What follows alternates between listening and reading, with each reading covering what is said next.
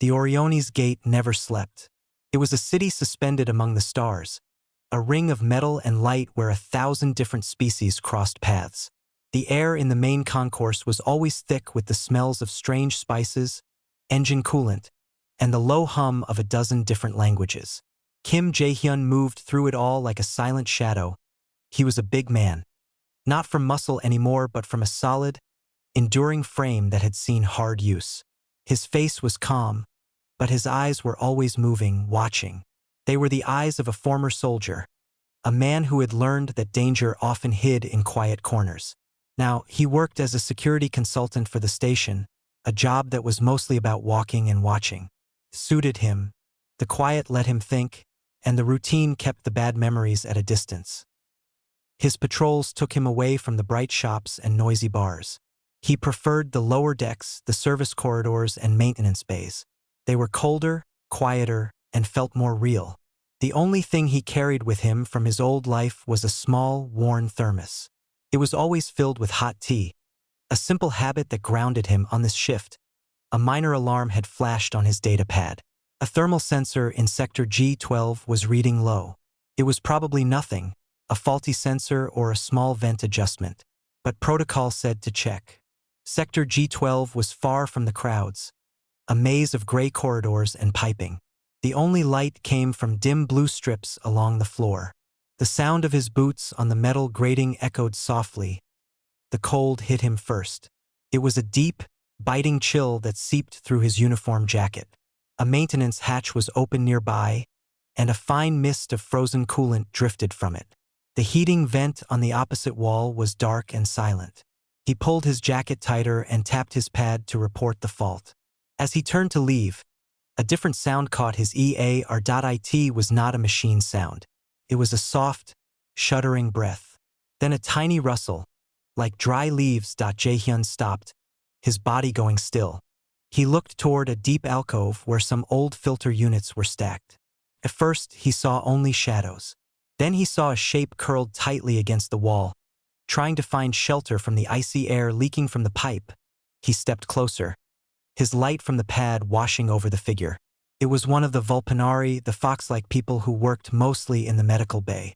Their thick fur was usually a proud coat of russet and gray, but now it was matted and frosted white at the tips. The Vulpinari was small, and they were shaking violently, their arms wrapped around their legs, their face buried in their knees. A medical satchel was dropped beside them. "Hey," Jae-hyun said, his voice low. He got no response. The shaking was getting worse. He knew the Vulpinari were not built for cold like this. Their homeworld was all mild forests and soft winters. This level of cold, in this damp station chill, could be deadly. He didn't think. He acted. He shrugged off his heavy patrol cloak, a thick, insulated garment meant for emergency environments. He knelt down, the cold of the floor biting through his pants. "I need to get you warm," he said, not sure if they could understand. Carefully, he wrapped the cloak around the small, shivering form. The Vulpinari flinched at the touch, a pair of large, dark-rimmed eyes blinking open. They were glazed with confusion and fear. Jae-hyun pulled 2 emergency heat packs from his belt, cracked them to activate them, and gently tucked them into the cloak near the Vulpinari's core. "It's okay," he murmured, the way he used to talk to wounded comrades. "You're okay now." He saw a name badge clipped to the front of a simple blue medical tunic. It read, "Yu Myung, Nurse 3rd Class."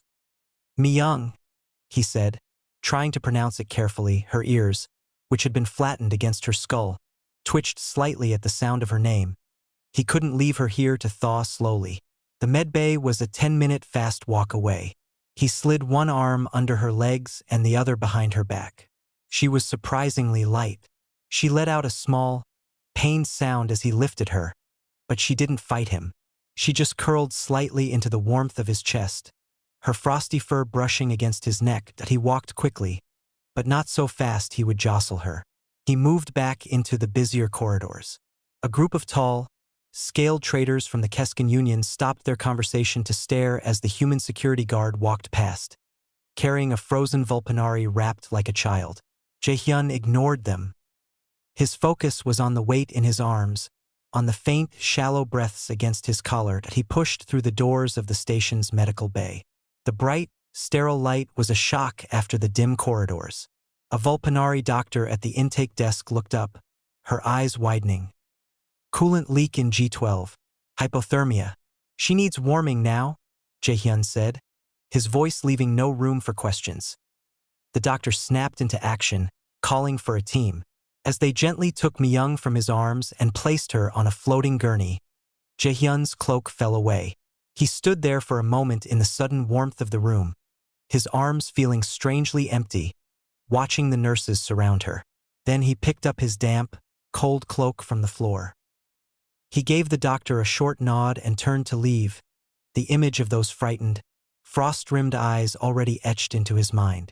His patrol was not over.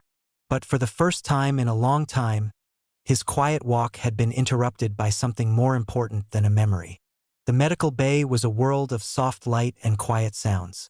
Myung floated back to awareness slowly, like rising through a deep, cold lake. First came the feeling of warmth, a blessed, all-over heat from pads beneath her and a blanket above. Then came the stiffness in her limbs and a deep ache in her bones. Finally, her mind cleared enough to feel a flush of hot embarrassment. She remembered the biting cold, the failed heater, and the desperate, foolish hope that if she just curled up tighter, she could wait it out and still make her next shift. She remembered strong arms lifting her, a deep voice, and the solid feeling of a human chest. A nurse, one of her own people, noticed her open eyes and came over. "You are back with us, Myung. You gave us a scare. A human security officer brought you in. Severe hypothermia. You are very lucky." Myung's ears, now clean and dry, drooped slightly. I am sorry. It was a miscalculation. The heating vent. It failed. Maintenance has been alerted. But Myung, you cannot sleep in those corridors. It is not safe. I know, Myung whispered. She thought of the credits she saved by not renting a pod for a few hours between her long shifts. Credits she sent home. The shame burned as much as the returning warmth. Later, as she sat on the edge of the bed drinking a nutrient broth, the doors to the ward hissed open. The same human from the corridor walked in. He looked different in the bright light. He was tall for a human, with a quiet face that seemed tired. He carried his patrol cloak over one arm. He saw her and paused. As if unsure he should intrude, Myung set her broth down and straightened her tunic. She gave a small, polite bow of her head, a Vulpanari gesture of thanks. "You are the one who helped me," she said in careful Galactic common. "Thank you. You saved my life." The human, Jaehyun, returned the nod. "It was nothing. Anyone would have done it." He held out the cloak. "The medics cleaned this. I thought you might want it back." She took the heavy fabric. It still held a faint, unfamiliar scent. Not unpleasant, like mineral oil and something earthy. "It is your cloak. You wrapped me in it. Keep it for the walk back to your quarters," he said. "The station is still cold in some sections." Myung hesitated. "My next shift starts in 4 hours. I will stay here until then." Jaehyun looked at her for a long moment. His eyes were dark and thoughtful. He seemed to understand what she was not saying. He pointed to the thermos clipped to his belt. "Would you like some tea? It is hot. It helps." She was surprised by the offer. It was a small, kind gesture, not required by duty. "Yes, please." He poured a capful of the steaming liquid and handed it to her. She sniffed it. It was citrus and honey. She took a sip. The warmth spread through her chest, different from the medical heaters. It felt comforting. "I am Kim Jae-hyun," he said. "I am Yu Mi-young. I am a nurse here." "I saw your badge," he said. A silence fell, but it was not entirely uncomfortable. He finally spoke again. "The alcove in G12. It is not a good place to rest. The coolant lines run right behind that wall. It is the coldest part of the sector." Mi-young's ears flicked back in renewed embarrassment. "I did not know about the coolant. I only knew the vent there was usually warm. It is broken now. I filed the report." He looked at his hands, then back at her. "My sister. She is a researcher. She always says the universe is too big to face alone. And too cold. It was such a personal thing to say. Myung saw something in his face then, a shadow that matched the one she carried. It was the look of someone who had also been very cold, in a way that had nothing to do with fault events. She felt her guard lower just a little. I send most of my pay to my family clan, she found herself saying, the words coming out softly. My homeworld, Sylvana. There was a bad harvest. The credits help. A sleeping pod for a few hours seems like a luxury I can skip. Jaehyun listened, just nodded. He didn't tell her it was foolish or dangerous. He simply understood the math of survival. My father was a fisherman, he said after a while. Some winters the sea was too rough. He would go out anyway. For the family. They sat in the quiet hum of the medbay. He refilled her cap with more tea. He told her a little about his job, about the quiet boredom of patrols. She told him about the medical bay, about the different species and their ailments. It was not a long conversation, but it was easy. When his comm unit buzzed, signaling the resumption of his patrol, he stood. Please do not go back to G12, he said, his tone serious but not unkind. I will not, she promised. He pointed to the thermos on her bedside table. Keep that. I have another. Drink it. Stay warm. After he left, Myung held the warm metal cap in her hands. She looked at the cloak folded beside her. For the first time since arriving on this giant impersonal station, she did not feel entirely alone. The human Jaehyun was a puzzle. He moved like a soldier, but his hands were gentle. He spoke little, but his actions were thoughtful. He had seen her at her most vulnerable, and he had not judged. He had just helped, and he had shared his tea. She finished the tea, the honey citrus taste lingering. It was a small, warm anchor in the vast, cold galaxy.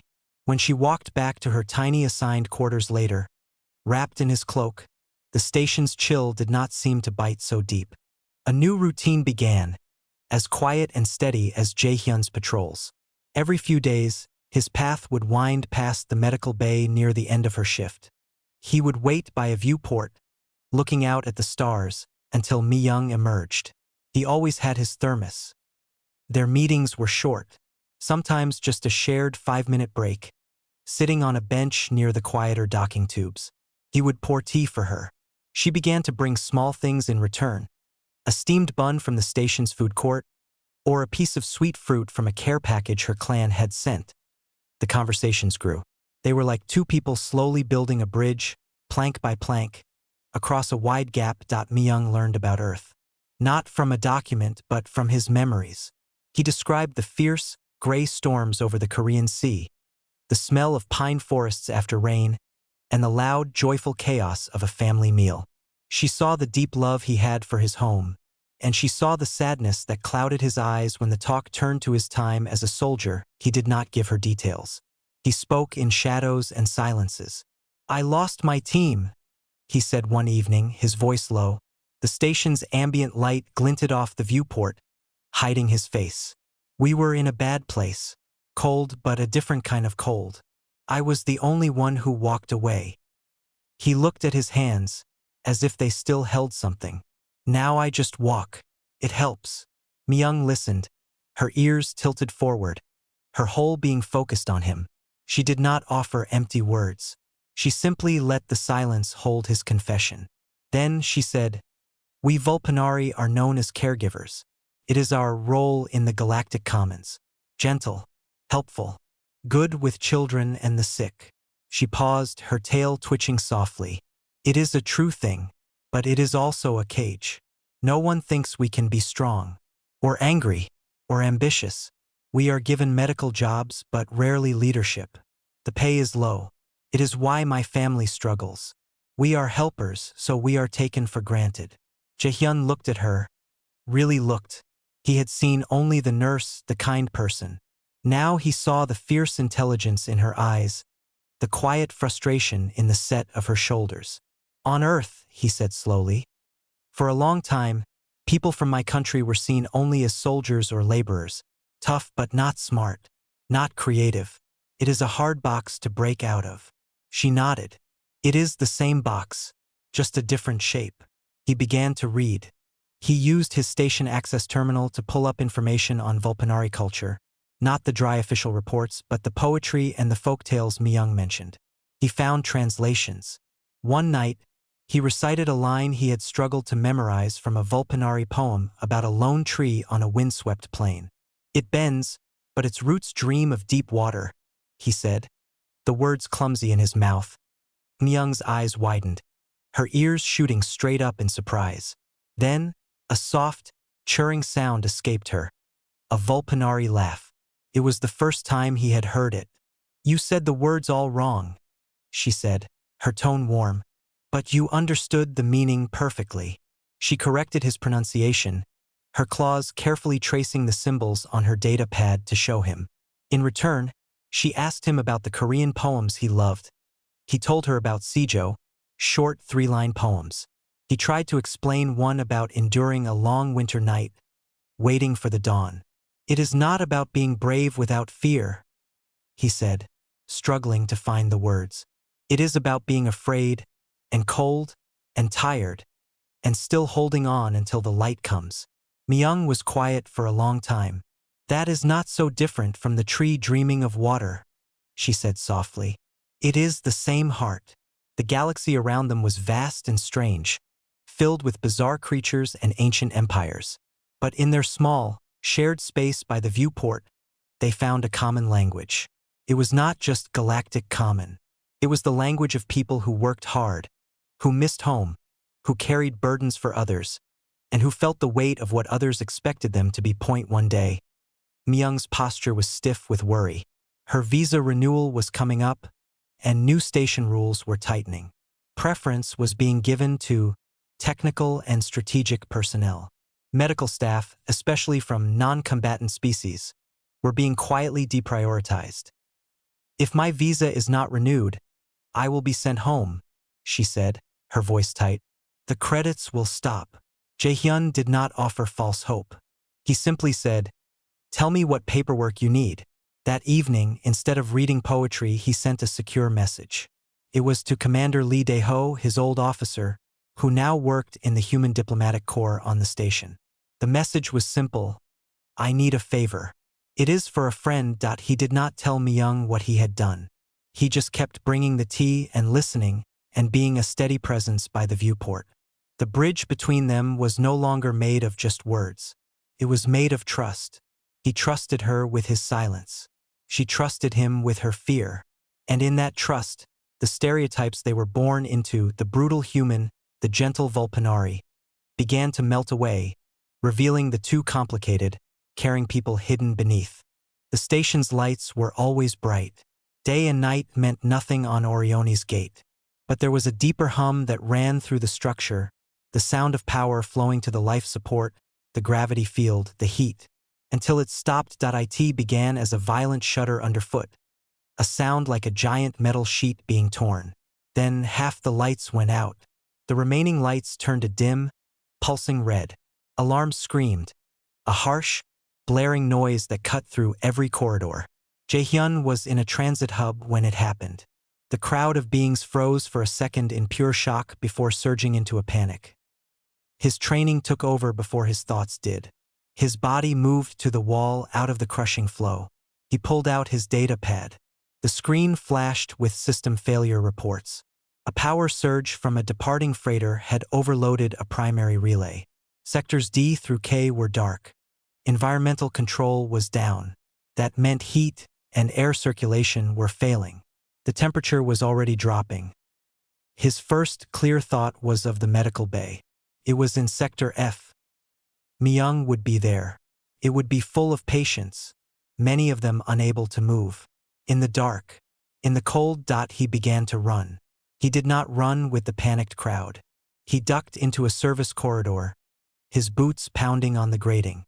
The red emergency lights made the shadows jump and twist. He could see his breath forming clouds in the air. The cold bit through his uniform, sharp and sudden. The main door to the medical bay was sealed shut, its automatic systems dead. He could hear confused voices from inside. He went around to the manual service entrance, a heavy door with a wheel lock. He put his back into it, the metal cold against his hands. With a groan, it turned. He pushed the door open. Chaos met him, but it was a quiet chaos. The medical bay was lit by a few hovering emergency pods that cast long, shaky shadows.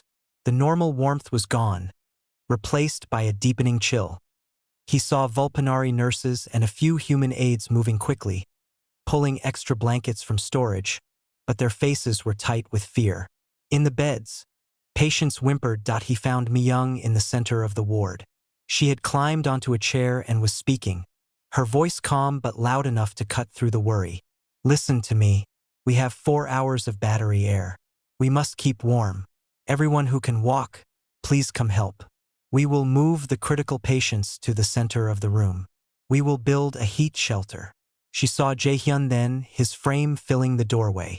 For a split second, her calm mask slipped, and he saw the relief in her eyes. He moved to her side. What do you need? He asked, his voice low. Everything is shutting down. The portable heaters are in the back, but they are heavy. We need to block the vents where the cold air is pouring in. And we need to organize. People are scared. He nodded. Okay, you lead. Tell me where to go. It was like a dance. Myung was the mind. She knew every patient, every supply closet, every vent. Jaehyun was the muscle and the will. He hauled the heavy ceramic heaters into the center of the room. He used a toolkit from his belt to remove panels from the walls, and with the help of a strong trader who was visiting a friend, they used the panels and spare mattresses to build a windbreak around the most fragile patients. Myung directed traffic. She had the walking patients wrapping themselves in foil blankets and huddling together for warmth.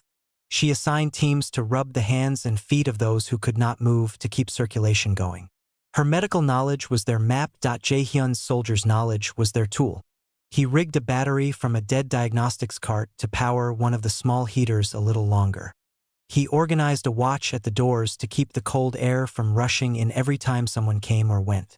His size and his calm, firm voice stopped arguments before they started. They worked side by side. He would lift a heavy oxygen tank so she could check on the patient behind it. She would point to a shuddering electrical panel, and he would secure it before it sparked. They did not need many words. A look, a nod was enough. Slowly, a sense of order emerged from the panic. A makeshift camp formed in the heart of the medical bay. The trembling stopped as the shared body heat and the focused heaters began to fight back the cold. A young Vulpanari child, hooked to monitors, stopped crying when Jaehyun, following Myung's quiet instruction, carefully lifted the bed and moved it closer to the warmth. The child stared at the big human with wide eyes, then reached out and patted his rough hand. For 3 long hours, they held the line against the cold and the dark. When station engineers finally restored auxiliary power to the sector, the lights flickered back on. The main heating systems began to rumble to life. The crisis was over. Exhaustion hit everyone at once. Jaehyun leaned against a wall, breathing heavily. Myung came to stand beside him, her fur ruffled, her shoulders slumped with tiredness. She looked at the sheltered, safe patients, then up at him. You came, she said softly. Of course, he replied, as if there had never been any other option. A station supervisor, a harried-looking human woman, entered the bay. She took in the organized shelter, the calm patients, the efficient team. She looked from Myung to Jaehyun. Who is in charge here? Myung and Jaehyun looked at each other. We are, they said at the same time. The supervisor's eyes widened slightly. She gave a slow, approving nod. Your work saved lives today. Your names will be in my report.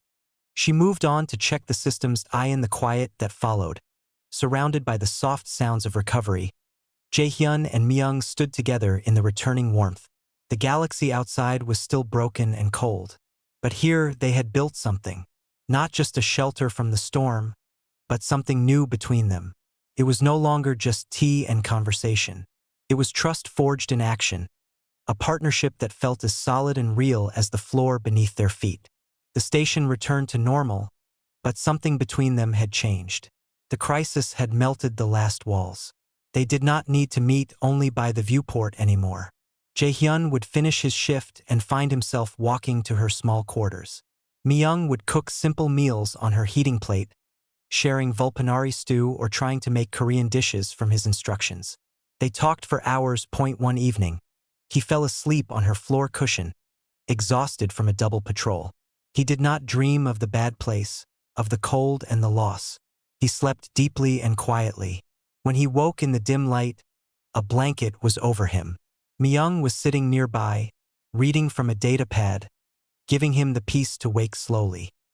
He watched her for a moment, the way her ears twitched when she concentrated, and felt a calm he had not known in years. Their off-duty time became their own small world. They would go to the observation decks, away from the busy areas. They would sit before the huge window, watching ships like glowing fish move against the black velvet of space. He told her about his sister, Jimin, on Mars, and they would send her video messages together. Mi-young laughed more, her churring laugh becoming a sound he listened for. He learned the meaning of her ear positions, the gentle swish of her tail. She learned the set of his jaw when he was thinking, and the way his eyes softened when he looked at her. He started to learn a few words of her language, not from a program, but from her. She started to keep a jar of honey citrus tea blend next to her heating plate. One night, as they shared a meal, their hands brushed reaching for the same dish. They both stopped. The air in the small room felt different, charged and still. Jae-hyun looked at her, really looked, and saw not just his friend the nurse, but Mi-young. Clever, kind, strong Mi-young, with her worried family and her quiet jokes and her warm eyes. He didn't say anything. Words felt too clumsy. He simply turned his hand and gently laced his fingers with hers. Her hand was small, the fur on the back soft. Her fingers tightened around his. She didn't look away. She leaned her head softly against his shoulder, a vulpanari sign of deep trust and affection. They sat like that for a long time, watching the station's false dusk lights glow through her window. It was not a dramatic moment. There was no grand speech, but in that quiet touch everything was said. The loneliness they both carried began to recede, replaced by a new, shared warmth. This new peace was tested when Mi-young received a message. Elder Nara, a respected leader from her family clan, was passing through Orione's gate on a trade delegation. She wished to see Mi-young. Mi-young's ears flattened with nervousness. "She is traditional," Mi-young explained. "She will ask about my work, my plans. She will want to know why I am not sending more credits. She will not understand about us." "Do you want me to meet her?" Jae-hyun asked. Mi-young hesitated, then nodded. "Yes, but she may not be kind." Elder Nara was a vulpanari with a coat of pure silver, her posture full of quiet authority. They met in a station garden, under the fake sunlight of growth lamps. She greeted Mi-young warmly, but her eyes were sharp and observant. When Mi-young introduced Jae-hyun, the elder's gaze became guarded. "This is the human from the stories," Elder Nara said, her tone neutral. "The one who found you in the cold." "He is my friend," Mi-young said, her voice firm. "His name is Kim Jae-hyun." Elder Nara turned her full attention to Jae-hyun. "And what are your intentions, human?" "Our Mi-young is a valuable caregiver. Her focus must be on her clan and her vocation." Jae-hyun bowed slightly, a human gesture of respect. He met her eyes without challenge. "My intention is her happiness and her safety, Elder. I help where I can." The elder seemed unmoved. She asked him blunt questions about his past, his work, his family. Jae-hyun answered honestly, without boasting or shame. He spoke of the sea, of his sister, of his job walking the corridors. He did not speak of war.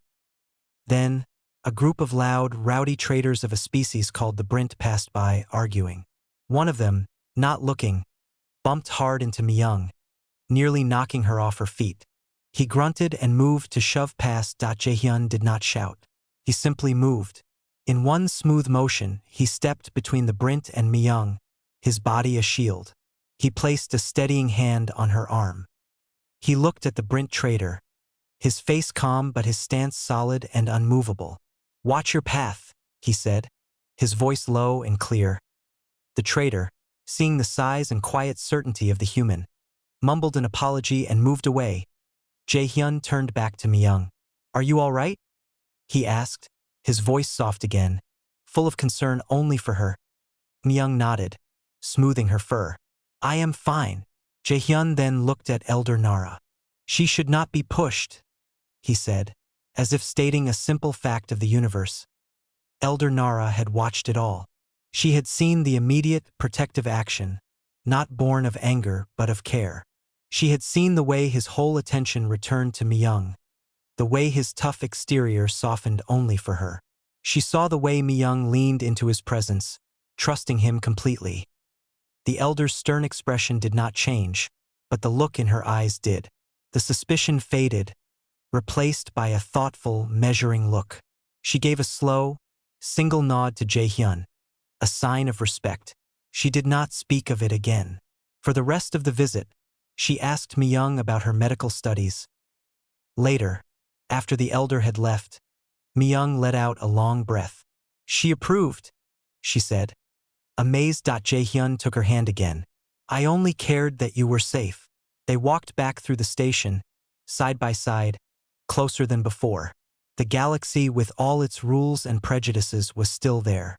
But in their small corner of it, something simple and true had taken root.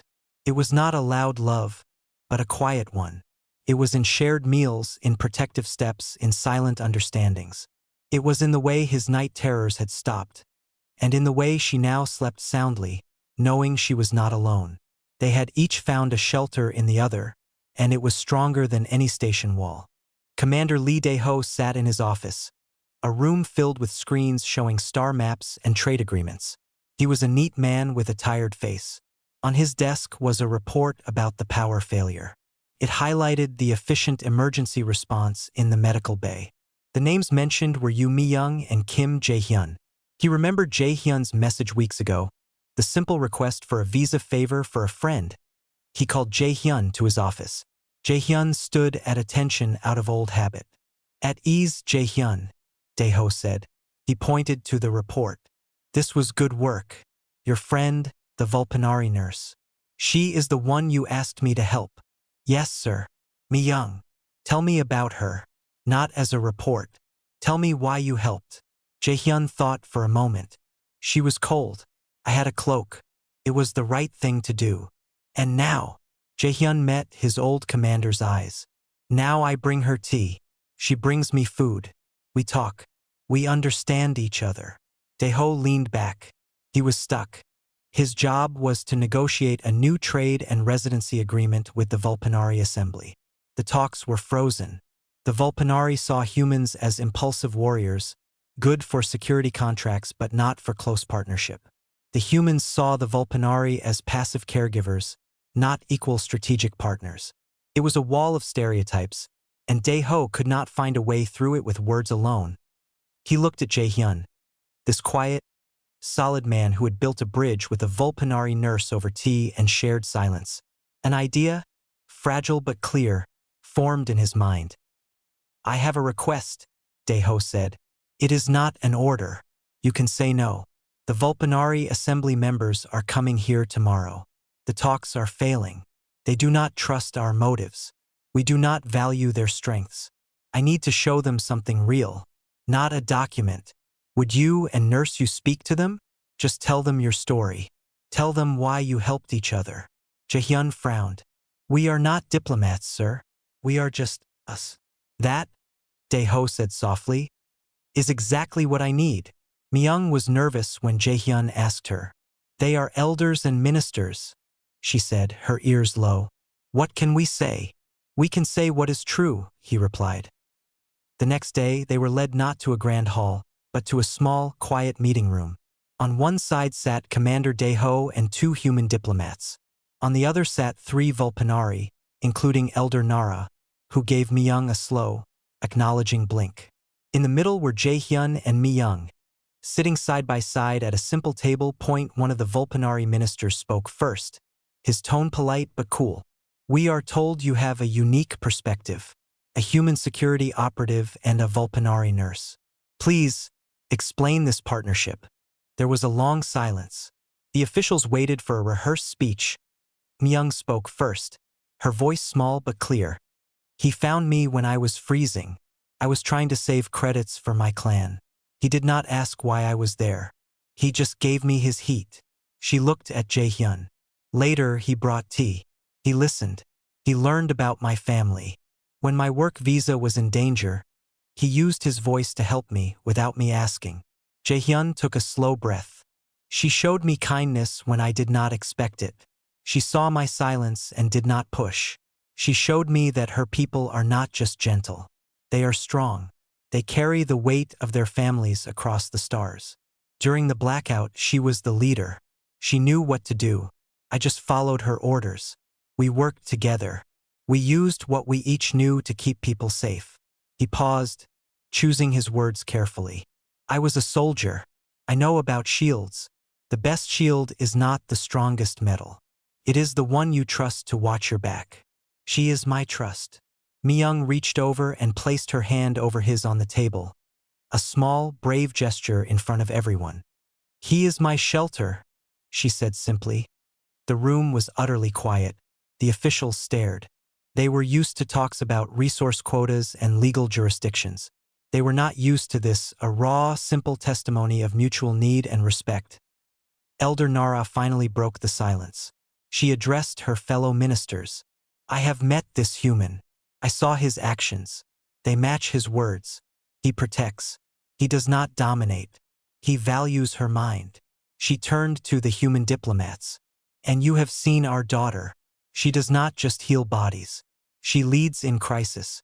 She has the strength you say you value. Commander Daeho saw the wall crack. He spoke into the quiet. This is what we are trying to build. Not a deal where one species guards and the other nurses. A partnership where we can do both depending on the need. Where a soldier can bring tea and a nurse can give orders. Their partnership saved lives. Imagine that, but bigger. The talks resumed, but the air had changed. The argument was no longer about abstract stereotypes. It was about the two people sitting at the table, their linked hands a quiet proof of what was possible. Weeks later, the Oriones Accord was signed. Its terms were dry and legal, but at its heart were new ideas. Joint crisis response teams, mixed species residency programs, and cultural exchange credits. People called it revolutionary. For Jae-hyun and Myung, reading the news on a data pad in her quarters, it felt distant. They had not changed history. They had just been honest. He poured her a cup of tea. She leaned against him. The galaxy had shifted a little, not because of a speech, but because a veteran had shared his cloak, and a nurse had accepted it, and they had both been brave enough to build something real from that simple act of kindness. The Oriones Accord changed many things across the galactic commons. New laws were written. New programs were funded. On Oriones Gate itself, a new department was formed, the Interspecies Liaison and Crisis Unit. Its purpose was to put the words of the Accord into practice. It needed leaders who understood the work from the ground up. Commander Lee Dae-ho made the offer personally. He asked Jae-hyun and Myung to head the new unit together. It was not a desk job. It was a hands-on role, training mixed teams for station emergencies and beyond. They said yes, but on their own terms. They would share the title. They would train others the way they had learned, by doing. Their office was small, overlooking a busy docking bay. From their window, they could see ships from a dozen species coming and going. On the first day, their new team assembled. There were 2 other humans, a Vulpanari medic, a Talkescan engineer, and a Brint logistics officer, the same species as the trader who had bumped into Myung long ago. The team was nervous. They stood apart, species sticking together. Jae-hyun did not give a speech. He simply said, "Follow us." He and Myung led them out of the office and into the depths of the station. They walked the same cold service corridors where they had first met. Myung pointed out the faulty vent, now repaired. She told them, without shame, how she had been freezing there. Jae-hyun showed them the manual door to the medical bay. "In a crisis," Myung said, her voice clear in the quiet corridor, "you will not have the perfect tool. You will have what is near. You will have the person next to you. Your job is to learn what they can do. They ran drills, a simulated hull breach in a cargo bay, a power loss in a habitat block. Jae-young taught them how to secure an area, how to prioritize. Mi-young taught them basic field medicine and how to calm frightened civilians. They made the humans learn Vulpanari hand signals for silence and danger. They made the Vulpanari practice using heavy cutters and emergency clamps. Slowly, the team changed. The Keskin engineer learned to check on the Vulpanari medic's temperature during cold drills. The Brint officer learned that his natural loud voice was good for moving crowds, but he learned to lower it when Mi-young was treating shock. They became a unit, not because they were the same, but because they knew each other's strengths and weaknesses. One evening, after a long training session, Jae-hyun and Mi-young were alone in their office. The station's artificial night cycle had begun, and the flow of ships outside had slowed to a gentle pulse of navigation lights. Mi-young was reviewing a trainee's report. Jae-hyun stood by the window, watching the quiet dance of starships. He thought about the long path that had led here, from a lonely walk in the cold to this room, to this purpose. He thought of the friends he had lost, the silence that had weighed him down for so long. That silence was gone now. It had been filled with the soft sounds of her voice, the rustle of her fur, the shared quiet of their evenings. He felt a presence beside him. Mi-young had come to stand at the window too. She leaned her head against his arm, a now familiar gesture. He put his arm around her shoulders, feeling the softness of her fur under his hand. "It is strange," she said softly, her eyes reflecting the starlight. "All those big ships, all those important people going to important places. And it started in a dusty corner with a broken heater." Jae-hyun nodded. "It started because you were cold. And you were kind," she said. They stood together, watching. A sleek Vulpanari courier ship glided past, docking smoothly next to a bulky human freighter. It was a small sight, but it would have been rare before the Accord. Now, it was normal.